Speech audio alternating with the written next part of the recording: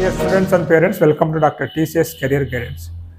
Students and parents, all college యొక్క admission process అనేది నడుస్తూ ఉంది. ఇండియాలో ఉన్నటువంటి టాప్ డీమ్డ్ యూనివర్సిటీస్ కావచ్చు, అదేవిధంగా ఐఐటీస్ ఎన్ఐటీస్ యొక్క జోసా కౌన్సిలింగ్ అనేది స్టార్ట్ అయింది. అండ్ ఇంకా కొన్ని కౌన్సిలింగ్ ప్రాసెస్ అనేది స్టార్ట్ కావాలన్నమాట. అండ్ కొంతమంది కూడా కొన్ని కాల్స్లో జాయిన్ అయ్యారు. జాయిన్ అయిన తర్వాత ఈ మధ్య ఏర్పడుతున్నటువంటి కొన్ని భయాల వల్ల మళ్ళీ కాల్ చేసి అటువంటి కాల్స్లో మీరు జాయిన్ కావాలా లేదా, ఇవన్నీ ఏంటని చెప్పేసి కూడా కొంతమంది ప్రశ్నలు అడుగుతున్నారు. కాబట్టి ఆ థంబ్నెయిల్ పెట్టి ఈ వీడియో చేస్తారనమాట. ఎవరైతే బీటెక్ అడ్మిషన్స్ తీసుకుంటున్నారో సో వాళ్ళందరికీ కూడా కొంతమేర అవేర్నెస్ తీసుకొద్దామనే ఉద్దేశంతో ఈ వీడియో చేస్తున్నాను. ఈ రోజున తీసుకున్నట్లయితే కంప్యూటర్ సైన్స్ అని చెప్పేసి ఒక విధంగా, డీమ్డ్ యూనివర్సిటీస్ అని చెప్పేసి ఒక విధంగా, మాది ఇంకా పెద్ద డీమ్డ్ యూనివర్సిటీ అని చెప్పేసి ఇంకొకళ్ళు, మాది స్కిల్ ఓరియంటెడ్ ట్రైనింగ్ అని చెప్పేసి ఇంకొకళ్ళు, మా దగ్గర జాయిన్ అయిపోతే మీకు 100% ప్లేస్మెంట్ అని చెప్పేసి ఇట్లా అందరు కూడా స్టూడెంట్స్ని పేరెంట్స్ అట్రాక్ట్ చేసి లాస్ట్కి స్టూడెంట్ ఇంత అమౌంట్ పే చేసిన తర్వాత బయటికి చూసినట్లయితే చాలామందికి కూడా ప్లేస్మెంట్స్ రాని పరిస్థితి ఈ రోజున ఉందన్నమాట. కాబట్టి మనల్ని అందరినీ కూడా ఒక భ్రమలో ఉంచుతున్నారు. సో ఆ భ్రమలోంచి మిమ్మల్ని బయట తీసుకొద్దాని ఉద్దేశంతో వీడియో చేస్తున్నాను. కొన్ని విషయాలు కొంత ఇబ్బంది పెట్టే విధంగా ఉన్నప్పటికీ కూడా అవి వాస్తవాలను మాత్రం మీరు గ్రహించాలి. దానికి తగ్గట్టుగా మీరు డెసిషన్ తీసుకున్నట్లయితే ఈ రోజున పేరెంట్స్ సంపాదించినటువంటి అమౌంట్ ఏదైతే ఉంటుందో 1000 కాదు, 100 కాదు, లక్షల రూపాయలు పేరెంట్స్ అనేది ఇంజనీరింగ్ విద్య ఖర్చు పెడతారు. కాబట్టి వాటిని ఒక సద్వినియోగం చేసుకోవాల్సిన బాధ్యత స్టూడెంట్ మీదుగా ఉంటుందన్నమాట. కాబట్టి పేరెంట్స్కి స్టూడెంట్స్ అవగాహన కల్పిద్దాం ఉద్దేశంతో వీడియో చేస్తున్నట్టు వీడియోని పూర్తిగా చూడండి. ఫస్ట్ టైం కనుక మన ఛానల్ చూస్తున్నట్లయితే ఇప్పటివరకు మన ఛానల్ సబ్స్క్రైబ్ చేయనట్లయితే ఛానల్ సబ్స్క్రైబ్ చేయండి. ఈ వీడియో ఏమాత్రం నచ్చినా ఒక క్షణం ఆగి ఒక లైక్ అయితే ఇవ్వండి. నా నుంచి మీరు హెల్ప్ కావాలనుకున్నట్లయితే కాలేజ్ సెలక్షన్ గైడెన్స్లో కావచ్చు, జోసా, సిసిఆబ్, అదేవిధంగా అదర్ కౌన్సిలింగ్ గైడెన్స్ కావాలనుకున్నట్లయితే నా వాట్సాప్ నెంబర్కి మీరు హాయర్ మెసేజ్ పెట్టండి. అదేవిధంగా మీ పిల్లల యొక్క స్కిల్స్ తెలుసుకొని వీరికి ఎటువంటి కెరియర్ సూటబుల్ అవుతుందో తెలుసుకుందాం అనుకున్నా కానీ నా artificial intelligence and machine learning test ద్వారా మీ పిల్లల యొక్క స్కిల్స్ అనేది 100% తెలుసుకొని వారికి ఎటువంటి కెరియర్ సూటబుల్ అవుతున్న విషయాన్ని కూడా నేను చెప్తాను అన్నమాట. ఇక మన వీడియోలోకి వెళ్ళినట్లయితే ఎవరైతే అడ్మిషన్స్ తీసుకుంటున్నారో ముఖ్యంగా మీరు గుర్తుపెట్టుకోవాల్సింది ఏంటంటే ఈ రోజున ఇండియాలో ఉన్నటువంటి కొన్ని పాపులర్ టాప్ డీమ్డ్ యూనివర్సిటీస్ వచ్చేసి చెట్టు పేరు చెప్పి కాయలు అమ్ముతున్నాయి అన్నమాట.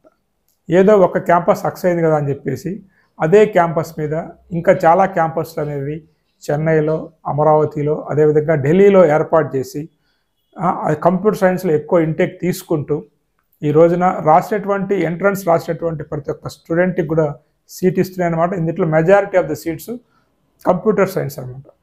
ఎవరైతే మెరిట్ బేస్ మీద వెళ్తారో స్టూడెంట్స్, అంటే వాళ్ళ ఎంట్రన్స్ ఎగ్జామ్ రాసి స్కాలర్షిప్తో మెరిట్ బేస్ మీద వెళ్తాడో అయితే జేఈ స్కోర్ మీద వెళ్తాడో అటువంటి కాలేజ్లో ఆ స్టూడెంట్కి పెద్ద ఇబ్బంది అయితే కాదు. కానీ ఏదో ఒకటో రెండో వచ్చేటువంటి హై ప్లేస్మెంట్స్ పెట్టుకొని నేను ఇక్కడ జాయిన్ అయితే నాకు కూడా మంచి ప్లేస్మెంట్ వస్తుంది, అయితే మా పాపని ఇక్కడ జాయిన్ చేస్తే మంచి ప్లేస్మెంట్ వస్తుంది అనుకునే స్టూడెంట్స్కి మాత్రం నిరాశే.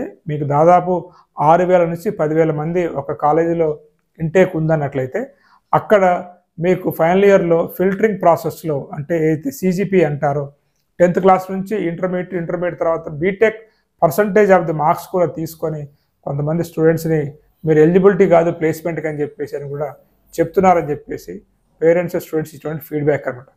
కాబట్టి ఎవరైతే మీరు లక్షలు పెట్టి చదవటం కాదు, అక్కడ మీలో టాలెంట్ ఆ స్కిల్ ఉన్నట్లయితే అలాంటి టాప్ డీమ్డ్ యూనివర్సిటీస్లో మీరు చదువుకోవాలి, అయితే అక్కడికి వెళ్ళి చదవాలన్నమాట. లేకపోతే ఖచ్చితంగా మీరు మోసపోయినట్టే.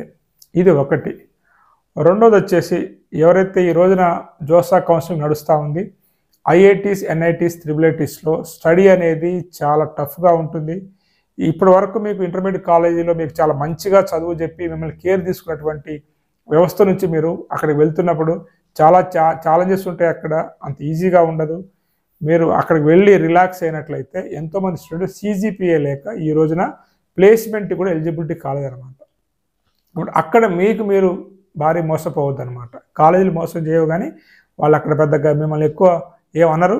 బట్ మీరు కనుక నిర్లక్ష్యంగా ఉన్నట్లయితే ఖచ్చితంగా ఐఐటీలు, ఎన్ఐటీలలో చాలామంది స్టూడెంట్స్ వెళ్ళిపోయి ఎంజాయ్ చేసి 5 సిజిపిఏ 6 సిజిపిఏతో ఈ రోజున చాలామంది పేరెంట్స్ నాకు ఫోన్ చేసి బాధపడుతున్నారు అనమాట.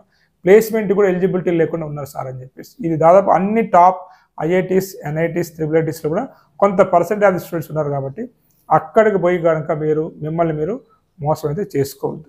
ఇది 2. ఇంకోటి వచ్చేసి మనకి ప్రైవేట్ యూనివర్సిటీస్ అనేవి కొత్తగా వచ్చాయన్నమాట. మన రాష్ట్రంలో కావచ్చు, పక్క రాష్ట్రాల్లో కావచ్చు. అక్కడ కూడా ఇంటెక్ అనేది వేలకు వేలు, దాదాపు 20 సెక్షన్లు ఒక కంప్యూటర్ సైన్స్లో తీసుకుంటున్నారు. కాబట్టి అక్కడికి వెళ్ళేటువంటి స్టూడెంట్స్ దాదాపు అందరూ కూడా ఇంటర్మీడియట్ మార్క్స్తోనో నాకు డబ్బులు ఉంటేనే సీట్ వచ్చేటువంటి పరిస్థితి. కాబట్టి మీ అందరికి కూడా అక్కడ ప్లేస్మెంట్ అనేది రావటం అనేది అంత ఈజీ కాదు.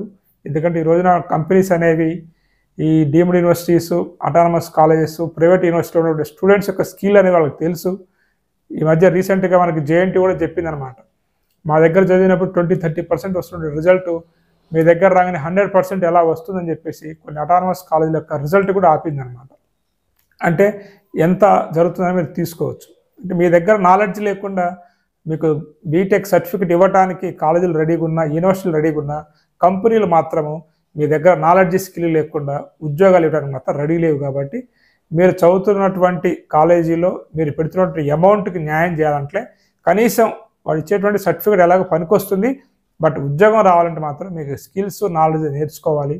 కాబట్టి ఏదైతే అక్కడ ప్లేస్మెంట్ అని చెప్పేసి లేదా బ్రాంచ్ పేరు చెప్పి మీకు అడ్మిషన్ ఇస్తున్నారో అక్కడ మాత్రం మీరు పోయి టైంపాస్ చేసినట్లయితే అది కూడా మీకు మీరు పెద్ద భారీ మోసం కిందనే మీరు చెప్పుకోవచ్చు అన్నమాట. కాబట్టి ఇటువంటి కాలేజెస్లో అన్ని రాష్ట్రాల్లో ఉన్నాయి, ఒక దగ్గరనే కాదు.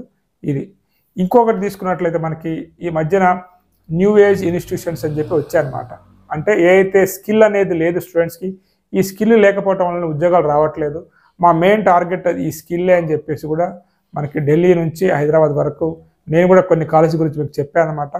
బట్ నేను చెప్పినటువంటి కాలేజ్ అయితే ఉన్నాయో అవి ఎవరైతే స్టూడెంట్ కొద్దో గొప్ప మ్యాథమెటికల్, అనలిటికల్ స్కిల్స్ ఉండి, కమ్యూనికేషన్ స్కిల్స్ ఉండి వాటిలలో అంటే వారు పెట్టినటువంటి ఎగ్జామ్లో క్వాలిఫై అయ్యి ఇంటర్వ్యూని కూడా క్రాక్ చేసి వారికి కొద్దో గొప్ప నమ్మకం ఉంటేనే తీసుకునేటువంటి ఇన్స్టిట్యూషన్ మాత్రమే నేను కొంచెం రికమెండ్ చేశాను. బట్ మీరు రాగానే మీకు అడ్మిషన్ ఇచ్చేటువంటి ఇన్స్టిట్యూషన్స్ అయితే నేను వాళ్ళకు కూడా చెప్పాను అనమాట. మీరు అట్లా కూడా మీరు ఎవరిని పడితే వాళ్ళకి కనుక మీరు తీసుకున్నట్లయితే మీరు ఎక్కువ రోజులు ఈ ఫీల్డ్లో ఉండలేరు. కాబట్టి మీరు మంచి స్టూడెంట్స్ని తీసుకొని లేకపోతే కొంచెం నమ్మకం కలిగే స్టూడెంట్ని తీసుకొని మీరు ట్రైనింగ్ ఇస్తే బాగుంటుందని చెప్పారన్నమాట. కానీ ఈ రోజున హైదరాబాద్లో ఈ మధ్య మీకు తెలిసిందే, సో 4 బోగస్ ఇంజనీరింగ్ కాలేజ్ అని చెప్పేసి పేపర్లో కూడా రావడం జరిగింది.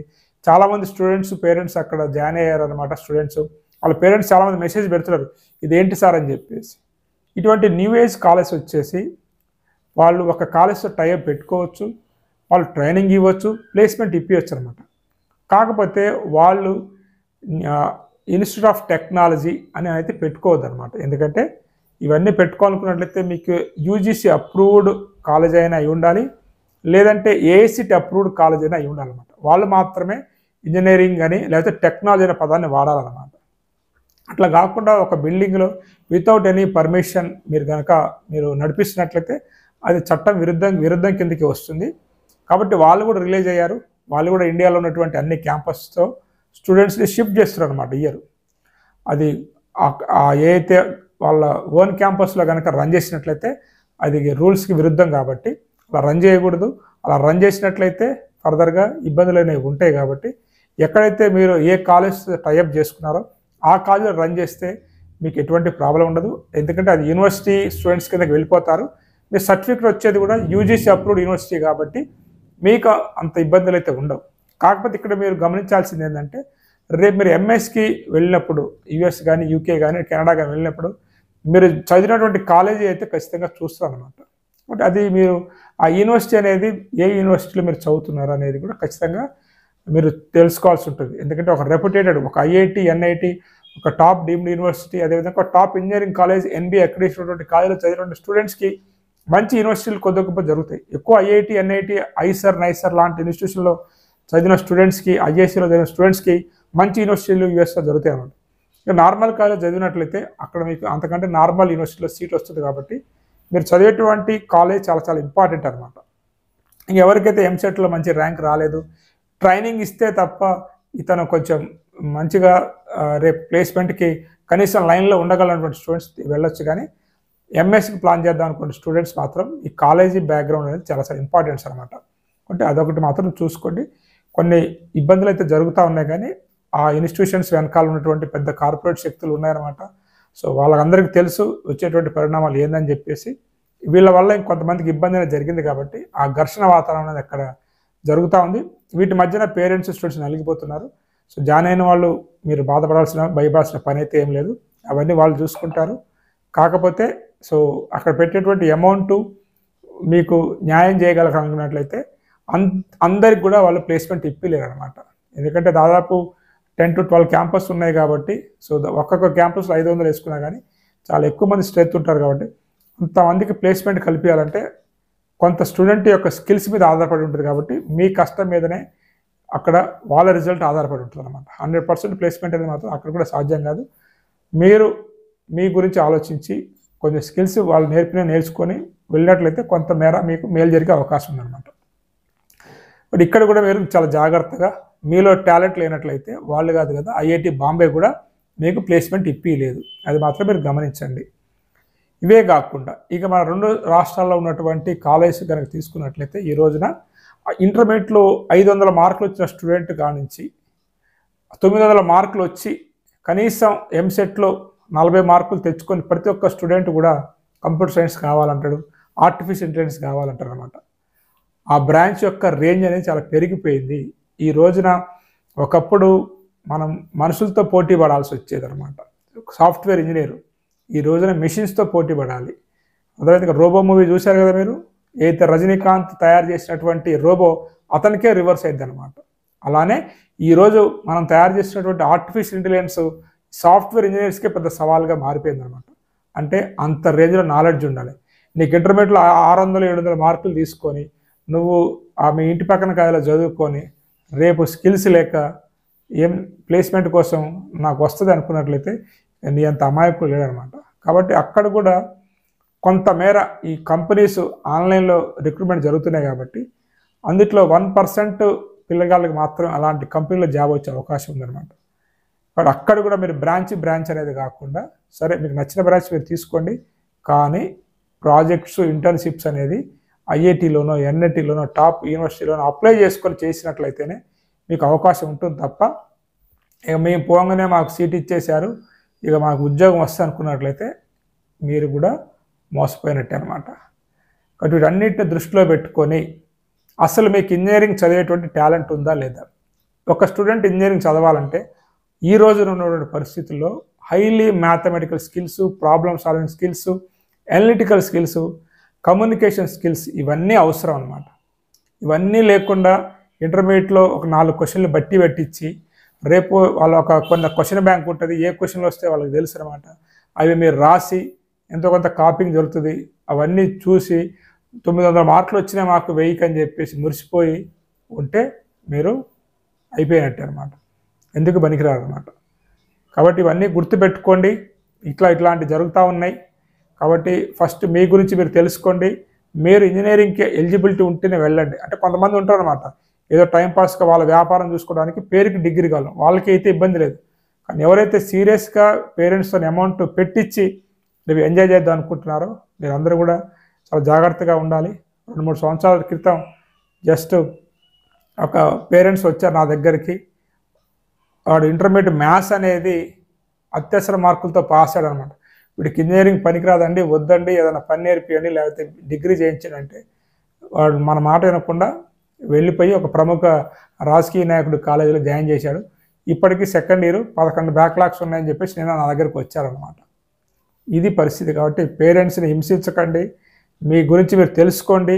మీ దగ్గర నాలెడ్జ్ స్కిల్ ఉన్నట్లయితే ఇంజనీరింగ్ రండి. ఇంజనీరింగ్ అనేది అందరికీ ఉద్యోగాలు ఇచ్చే రోజులు పోయినాయి అనమాట. అది కొందరికి మాత్రమే ఉద్యోగాలు ఇప్పిస్తుంది. ముబ్బడిగా హాస్పిటల్స్ రోగాలు ఎట్లయితే పెరిగిపోతున్నాయో ఈ ఇంజనీరింగ్ కాలేజ్లో సీట్స్ కూడా అలా పెరిగిపోయాయి. ఇంజనీరింగ్ అనేది నార్మల్ డిగ్రీ అయిపోయింది ఈ రోజున. అది కంప్యూటర్ సైన్స్ అంటే ఒక రాయి ఇసిరేస్తే ఒక 2 సంవత్సరాల తర్వాత అది పోయి ఒక కంప్యూటర్ సైన్స్ ఇంజనీరింగ్ తగిలిద్ది అనమాట. వాడు కంప్యూటర్ సైన్స్ స్టూడెంట్ ఇంజనీర్ అయితే కాలేడు అనమాట. ఇవన్నీ దృష్టిలో ఉన్నాయి కాబట్టి మీరు చుట్టూ ఉన్నటువంటి సమాజాన్ని చూసి ఇన్ఫ్లుయెన్స్ కాకుండా ఒకసారి ఒంటరిగా కూర్చొని మీరు ఏంటనేది మీరు తెలుసుకొని మీ యొక్క కెరీర్ని ఎంచుకోండి. ఇంకా చాలా కెరియర్స్ ఉన్నాయి, ఇది ఒకటే కాదు. ఎందుకంటే ఈ రోజున ఇన్ని లక్షల ఫీజులు పేరెంట్స్ కట్టాలంటే నాకే బాధ అనిపిస్తుంది అనమాట. మినిమం 6 లక్షల నుంచి 40 లక్షల ఫీజు ఒక ఇంజనీరింగ్ అంటే వీటికి రేపు బయటకు వస్తే ఒక 25,000 శాలరీ ఇచ్చే పరిస్థితి లేదనమాట. బట్ మనం ఎంత అమౌంట్ పెడుతున్నాము, మనకి ఎంత ప్యాకేజ్ వచ్చే ఛాన్స్ ఉంది, అసలు మనం ప్యాకేజ్ కొట్టగలమా లేదా అనేది మీరు కూడా ఆలోచించుకొని నిర్ణయం తీసుకుంటారని కోరుకుంటూ, సో ఈ వీడియో ఎంతో కొంత మిమ్మల్ని కొంచెం రియలైజ్ చేద్దామని, మీలో ఒక సీరియస్నెస్ తీసుకొద్దామని స్టూడెంట్స్, ఎందుకంటే పేరెంట్స్ నా దగ్గర పట్టుకొచ్చినప్పుడు చాలా బాధ అనిపిస్తుంది అనమాట. వాడికి ఏ ఇంజనీరింగ్ చదవాలో కూడా క్లారిటీ ఉండదు, లేదంటే ఒకటే చదువుతూ అంటారు అనమాట. ఐఐటి కొట్టినవాడు కానించి ఎంసెట్ క్వాలిఫై కానివాడు వరకు కూడా ఒక క్లారిటీ ఉండి సాగట్లేదు. 30% ఆఫ్ ది స్టూడెంట్స్కి మాత్రమే ఒక క్లారిటీ ఉంటుంది. 70% ఆఫ్ ది స్టూడెంట్స్కి, పేరెంట్స్కి వాళ్ళు ఎందుకు చదువుతున్నారో, ఏం చదివిస్తారో కూడా తెలియట్లేదు అనమాట.